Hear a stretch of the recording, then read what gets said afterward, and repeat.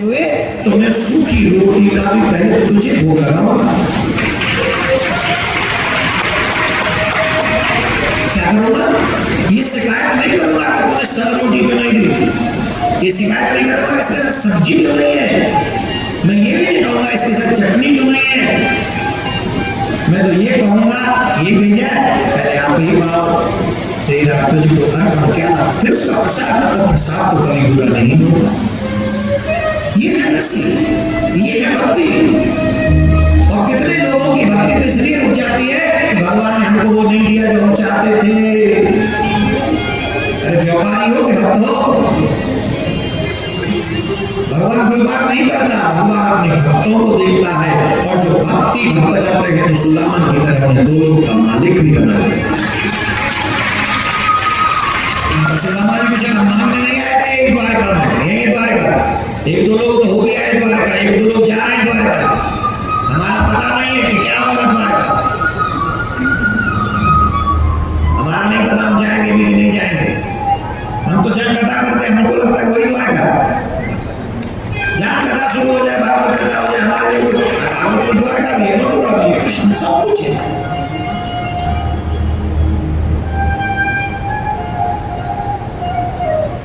द्वारकानाथ मारो નથી,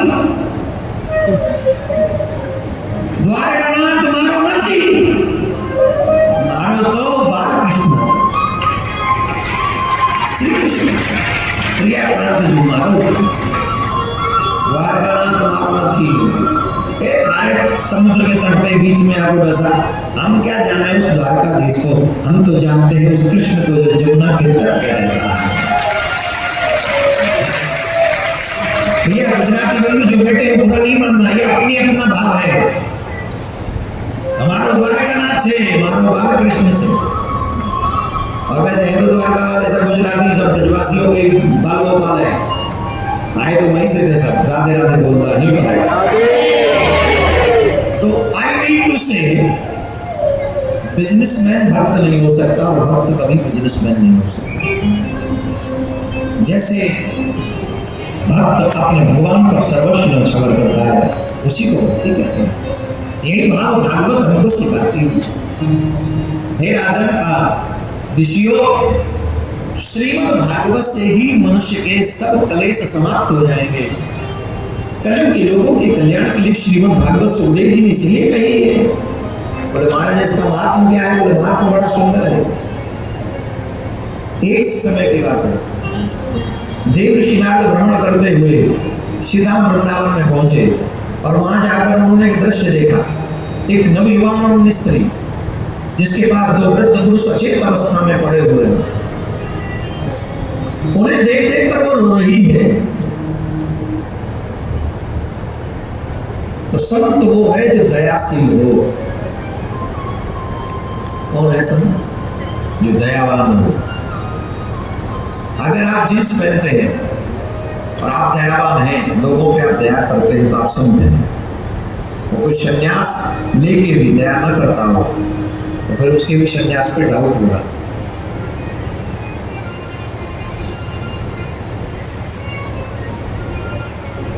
संत हृदय नवनीत समान, माखन के समान कोमल हृदय, समाज के प्रति, देश के प्रति, धर्म के प्रति। देखो सारे संत तपस्वी तो सब होते हैं, लेकिन वशिष्ठ जी और विश्वामित्र जी, इनकी भूमिका बताइए क्या थी राम जी के साथ? राम जी को विद्याएं क्यों दी लड़ने के लिए? चाहे विश्वामित्र जी हो, चाहे वशिष्ठ जी हो, बाबा जी तो वो भी थे। कई लोग हम पर प्रश्न चिन्ह उठाते हैं कि इनको कथावाचक कथा करनी चाहिए, समाज में ऐसी बातें क्यों करते हैं, सनातन मूड वाली बातें क्यों करते हैं, क्रिश्चियन भूमि की बातें क्यों करते हैं, बच्चों को ये सब सिखा क्यों करते हैं, लव जिहाद की बातें क्यों करते हैं? हमारे ऋषि भी ये करते थे।